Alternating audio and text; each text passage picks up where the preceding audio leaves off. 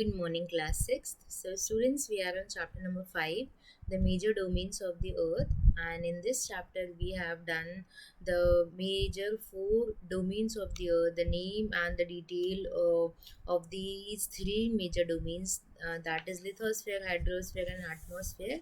And we have also done the major components on which these three components interact with each other, that is biosphere. So all these major points we have done. We have also done that what do you mean by the lithosphere, the detail of lithosphere, the percentage of water and land surface area on our earth, and we have also seen the highest peak of the world and the lowest deepest point, we can say, of the earth. Now we are moving forward to our next topic, which is continents. सो एक quick summary हम लोगों ने पिछले class में कर ली थी कि continents होते क्या हैं. There are total 7 continents and 4 oceans, तो उनको आज हम एक बार कवर अप करेंगे. सो कॉन्टिनेंट्स होते क्या हैं, सबसे पहले हमें ये डेफिनेशन देखनी पड़ेगी कॉन्टिनेंट्स की. Sorry for this interruption. चलिए, सो हम देखते हैं कॉन्टिनेंट्स की डेफिनेशन क्या है. कॉन्टिनेंट्स, पहली लाइन में आप देख सकते हो, the large land masses are called continents. बड़े बड़े जो ज़मीन लैंड मासेस है, लैंड मासेस नाम से ही एक तरीके से डिनोट हो रहा है. सो बड़े बड़े लैंड मासेस आप देख सकते हो. Green colour, in green colour North America, in yellow colour South America, Europe, Africa, Asia, Australia and Antarctica. All these are the large land masses. ये अफ्रीका के नीचे एक छोटा सा लैंड मास है, उसे तो हम कॉन्टिनेंट नहीं बोल रहे हैं. और भी बहुत सारे एशिया और ऑस्ट्रेलिया के बीच में पिंक कलर के बहुत सारे आइलैंड्स हैं, उन्हें हम लैंड मासेस नहीं बोल रहे हैं. छोटे छोटे लैंड मासेस जिन्हें हम आइलैंड बोलते हैं, बट ये बड़े बड़े लैंड मासेस जिन्हें हम कॉन्टिनेंट बोलते हैं. एंड अगर हम इन्हें डिवाइड करें अकॉर्डिंग टू दियर साइज, तो उस हिसाब से हमने एक सीक्वेंस बनाया है. सबसे बड़ा है Asia, then Africa, then North America, then South America, then Antarctica, Europe and Australia. So it is the sequence according to the size they are divided here. So you have to learn the sequence. First of all, in pink है Asia सबसे बड़ा है. उसके बाद Africa की बारी आती है, उसके बाद नॉर्थ अमेरिका, साउथ अमेरिका की बारी आती है, then Antarctica, then Europe, then Australia की बारी आती है. तो ये सीक्वेंस है हमारे. अब हम एक एक करके इनकी डिटेल्स देखेंगे कि इन सभी कॉन्टिनेंट्स के अंदर क्या क्या पाया जाता है. उससे पहले एक क्विक समरी कर लेते हैं इन कॉन्टिनेंट्स के बारे में. और अब देखिए, ऊपर लिखा था the large land masses covered, sorry, the large land masses are known as continents. तो नीचे यहाँ पर ये आपकी बुक के अंदर लिखा है separated by large water bodies. ये जो लार्ज लैंड मासेस हैं उन्हें अलग कौन कर रहा है? वाटर बॉडीज अलग कर रही हैं. कोई सी अलग कर रहा है या फिर कोई ओशियन अलग कर रहा है. तो लार्ज लैंड मासेस हैं हमारे, और इन्हें वाटर बॉडीज अलग कर रही हैं. Second line, these continents are not immediately these continents are not evenly distributed. यहाँ पर आएगा, इमीडिएटली नहीं आएगा. इवनली डिस्ट्रीब्यूटेड नहीं है कि ऐसा मान लें कि इसके बाद ये आएगा, इसके बाद ये, ऐसा कुछ नहीं है. यहाँ पर इवनली डिस्ट्रीब्यूटेड नहीं है. कोई बड़ा है तो कोई छोटा है, कोई ऊपर मतलब नॉर्दर्न हेमिस्फेयर में फैला हुआ है तो कोई सदर्न हेमिस्फेयर में फैला हुआ है. इवनली नहीं है कि सारे सारे एक जगह पर इकट्ठे होकर रहे. Three of them, the name of that continent are Asia, Europe and North America, completely in northern hemisphere. Thus we can say that greater part of the land masses lies in the northern hemisphere. अभी हमने just देखा कि सबसे बड़ा Asia है. तो सबसे बड़ा एशिया है वो कौन से हेमिस्फेयर में सिचुएटेड है? वो नॉर्दर्न हेमिस्फेयर में सिचुएटेड है. You can see that pink colour northern hemisphere, Europe पूरा नॉर्दर्न हेमिस्फेयर में, ग्रीन कलर में जो नॉर्थ अमेरिका है, नॉर्थ अमेरिका वो भी पूरा नॉर्दर्न हेमिस्फेयर में सिचुएटेड है. इसीलिए ज़्यादा ज़मीनी हिस्सा किसके हिस्से में चला गया, किसके पार्ट में चला गया? नॉर्दर्न हेमिस्फेयर में.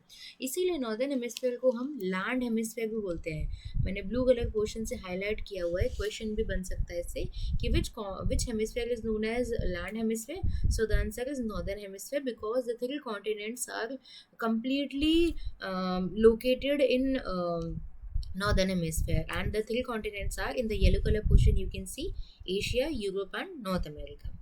Now एशिया की हम पूरी डिटेल कर लेते हैं. First of all let me change the colour to this portion because बहुत ज़्यादा ही हमारे लिए नीला नीला हो चुका है. चलिए, सो हम यहाँ पे बातें कर रहे हैं, डिस्कस कर रहे हैं एशिया के बारे में। एशिया हमने अभी देखा जस्ट कि सबसे बड़ा कॉन्टिनेंट है।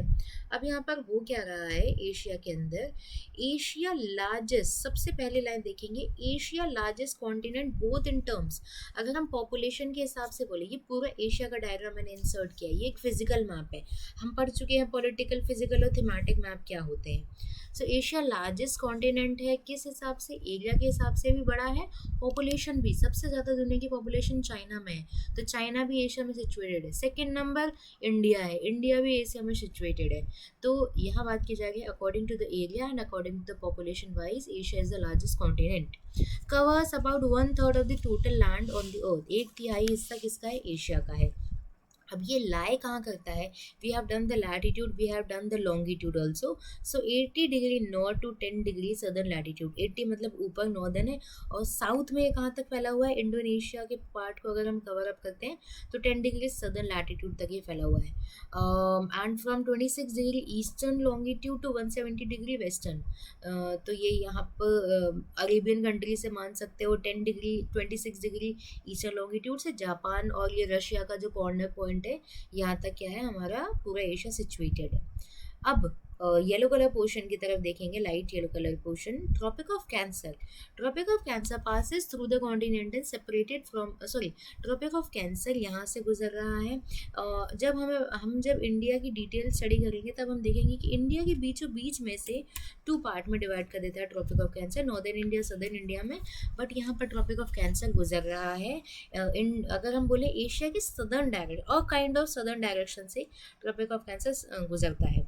अब एशिया को यूरोप से कौन अलग कर रहा है, यहाँ पर आपके मेंशन आउट है, रॉयल नहीं, ये यूराल माउंटेन है। सो यूराल माउंटेन किस किस को अलग करते हैं, कौन से 2 कॉन्टिनेंट को अलग करते हैं, यूराल माउंटेन अलग कर रहे हैं आपके एशिया को और यूरोप को। On the west the combined masses of the Europe, wait for a while,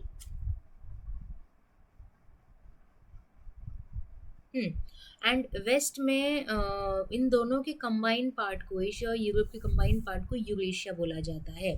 so separate कर रहा है यूराल, एक माउंटेन रेंज है, माउंटेन्स हैं यहाँ पर, यूराल माउंटेन जो कि इन दोनों को अलग करते हैं, और इन दोनों को कंबाइंडली बोला जाता है यूरेशिया। नाउ लाइट, सॉरी, आसमानी कलर की तरफ देखेंगे, land of high mountains, vast plateaus, extensive plains and fertile river valleys. इस एरिया में बड़े बड़े ऊंचे ऊंचे माउंटेन्स हैं, बहुत सारे वास्ट प्लेट्यूज देखने को मिलते हैं, एक्सटेंसिव प्लेन्स हमें देखने को मिलती हैं। एंड प्लेन्स भी ये प्लेन्स नहीं, PLAINS वाला प्लेन्स, मतलब बड़े बड़े हमें मैदान देखने को मिलते हैं यहाँ पर। एंड यहाँ पर फर्टाइल रिवर वैलीज भी हैं, जैसे गंगा रिवर की बात कर लो, ब्रह्मपुत्र रिवर की बात कर लो, यांगटी सिक्यांग रिवर की बात कर लो, इंडस रिवर की बात कर लो, तो बहुत ज़्यादा रिवर्स फ्लो करती हुई अपने फर्टाइल प्लेन्स को, फर्टाइल सॉइल को यहाँ प्लेन्स में लाके जमा करती रहती है। यहाँ बात हो रही है अब लास्ट पॉइंट की। लास्ट पॉइंट में क्या लिखा हुआ है, लास्ट पॉइंट में लिखा हुआ है world's largest world highest mountain range the Himalayas, वो भी यहाँ पे सिचुएटेड है। हाईएस्ट पीक जस्ट हम लोगों ने की ही है इस स्लाइड के जरिए, हाईएस्ट पीक है इन पूरे वर्ल्ड की या पूरे अर्थ की, माउंट एवरेस्ट, जो कि 8848 मीटर है, वो है ही एशिया में सिचुएटेड, नेपाल नाम की कंट्री है वहाँ पर। इंडिया के अगर हम बोले यूपी के, बिहार के अपर डायरेक्शन में सिचुएटेड है, हमारी नेबरिंग कंट्री है। सो दुनिया की सबसे ऊंची चोटी कहाँ पर सिचुएटेड है, एशिया के अंदर। दुनिया के सबसे ऊंचा प्लेट्यू, तिब्बत प्लेट्यू, वो भी एशिया में सिचुएटेड है। वर्ल्ड लोएस्ट, सॉरी, यहाँ पर वर्ल्ड लोएस्ट पार्ट, दुनिया का सबसे निचला स्तर हम जिसे बोलते हैं डेड सी, वो भी एशिया में सिचुएटेड है, फाउंड इन दिस कॉन्टिनेंट। इसीलिए एशिया को कॉन्टिनेंट ऑफ एक्सट्रीम्स बोला जाता है। क्या सब कुछ मिलता है, सबसे ज़्यादा टेम्परेचर, सबसे कम टेम्परेचर, दुनिया की सबसे ऊंची चोटी, दुनिया का सबसे गहरा point, highest plateau, etcetera. So by this topic we have completed Asia. Now we are moving forward to Africa. Africa first line second largest continent है एशिया के बाद, 37 degree north to 35 degree south southern latitude तक ये situated है, and 51 degree sorry 18 degree west से 51 degree west तक ये located है।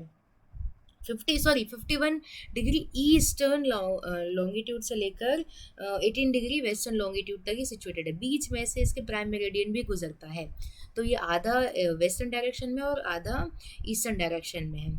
Second line yellow colour portion Mediterranean Sea, ऊपर आप एक सी देख सकते हो, यहाँ देखिए यूरोप और अफ्रीका के बीच में एक पानी जैसा एक एरिया देखेंगे आप लोग, और ये यहाँ से ज़्यादा क्लियर आउट हो जाएगा।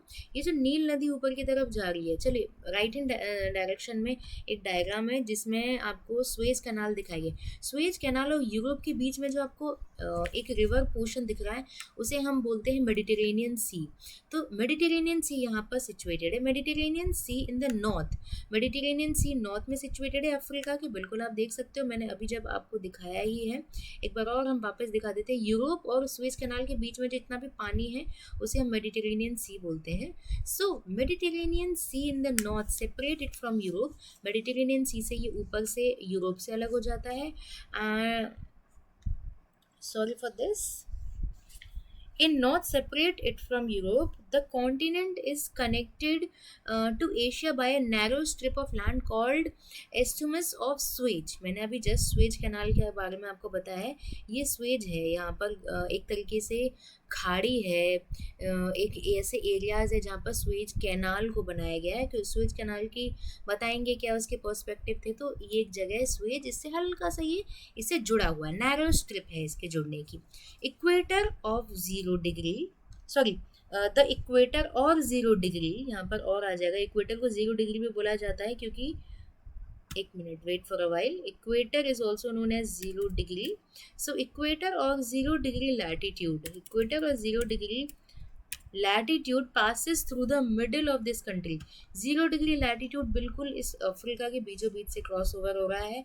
उसके ऊपर ट्रॉपिक ऑफ कैंसर क्रॉस होता है और उसके नीचे ट्रॉपिक ऑफ कैप्रिकॉर्न होता है। ये ऐसा ही एक अकेला कॉन्टिनेंट है जहाँ से 4 मेजर लाइंस क्रॉस होती हैं। पहला इक्वेटर, दूसरा ट्रॉपिक ऑफ कैंसर, तीसरा ट्रॉपिक ऑफ कैप्रिकॉर्न और प्राइम मेरिडियन लाइन भी यहाँ से क्रॉस हो रही है। तो 3 मेजर लैटिट्यूड यहाँ से क्रॉस होते हैं एंड 1 मेजर लॉन्गिट्यूड यहाँ से क्रॉस हो रहा है। Now pay attention towards the pink color portion. Special features इस कॉन्टिनेंट के हैं कि यहाँ पे बहुत ज़्यादा डेजर्ट है, ग्रेट रिफ्ट वैली है, नॉट ड्रिफ्ट वैली। मतलब अगर हम बोले दरार घाटी है, लंबी सी दरार फैली गई है, मतलब यहाँ पर है, और उस दरार घाटी में से नदियाँ होके गुजरती हैं। अगर हम पीक्स की बात करें तो यहाँ पर the peaks of volcanic origin, wait for a while, the peaks of volcanic origin are mount Kenya and mount Kilimanjaro. तो मतलब वॉल्केनो की वजह से कोई पहाड़ या फिर कोई पीक बन जाती है, जैसे वॉल्केनो फटा, उसके बाद वॉल्केनो जब लावा बन के पिघलता है, लावा बन के जब बाहर ठंडा हो जाता है, फिर और बाहर निकला, फिर ठंडा हो गया, उसकी वजह से अगर कोई माउंटेन बन जाता है तो उसे हम बोलते हैं volcanic eruption, volcanic origin mountains. तो नीचे आप डायग्राम में देख सकते हो एक पहाड़ है, ये किलिमंजारो माउंटेन है, और ये किसकी वजह से, वॉल्केनिक इरप्शन, वॉल्केनिक ओरिजिन की वजह से बना है। और किलिमंजारो, नाइल दुनिया की सबसे लंबी जो रिवर है वो भी यहाँ पर आप ऊपर वाले डायग्राम में देख सकते हो, नाइल रिवर एसोसिएट सिचुएटेड है यहाँ पर। सो नाइल रिवर दुनिया की सबसे लंबी नदी यहाँ पर सिचुएटेड है। ज्वालामुखी की वजह से एक पर्वत या पहाड़ यहाँ पे मौजूद है। और आप स्वेज कैनाल देख सकते हो। पहले ना यूके से एक लंबा 12,300 माइल लंबा रास्ता तय करना पड़ता था इंडिया आने के लिए। जैसे ही स्वेज कैनाल बन गया, जो लंबा रास्ता है वो बहुत ज़्यादा कम हो गया था। सो ये हो गया स्वेज कैनाल, ये हो गया नाइल रिवर, और नीचे जो डायग्राम है वो आपके किलिमंजारो माउंटेन का है। So by this topic we have completed two continents, Asia and Africa. In the next class we will discuss North America, South America, Antarctica, Europe and Australia. So एक बार quick revise करते हैं. Large land masses को हम continent बोलते हैं. ये water body से separated होती हैं. एशिया, यूरोप और नॉर्थ अमेरिका नॉर्दर्न हेमिस्फेयर में है, इसीलिए इसे लैंड हेमिस्फेयर बोला जाता है. एशिया दुनिया का सबसे बड़ा कॉन्टिनेंट है. यहाँ पर आपको सबसे ऊंची चोटी, वर्ल्ड की ऊंची चोटी, वर्ल्ड का deepest point, plateau high, world's highest plateau देखने को मिलता है. इसी वजह से इसे कॉन्टिनेंट ऑफ एक्सट्रीम्स बोला गया है.